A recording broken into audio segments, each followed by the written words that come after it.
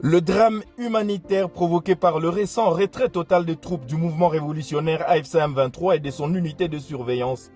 était au cœur d'une réunion des contingences entre les acteurs humanitaires autour du coordonnateur adjoint en charge des questions économiques, financières et de développement, le docteur Freddy Kaniki, en mission d'urgence au Sud Kivu.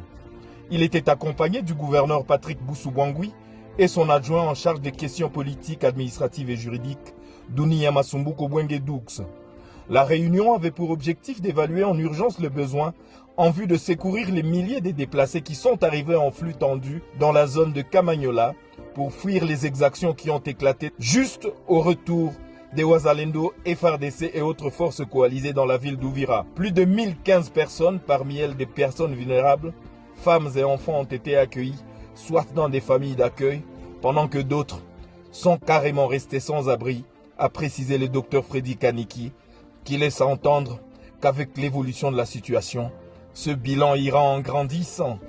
Le gouverneur Patrick Boussou-Bangui a pour sa part souligné l'urgence de l'activation d'un mécanisme de réponse rapide aux besoins des déplacés, aussi bien pour le logement, l'alimentation, les besoins en matière de santé, notamment la prévention,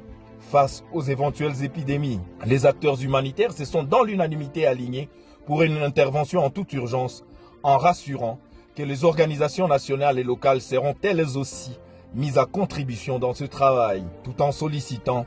un libre accès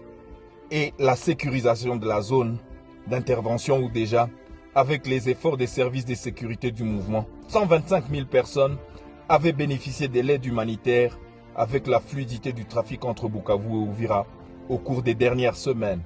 La protection des populations civiles étant une des priorités principales du mouvement révolutionnaire AFC M23.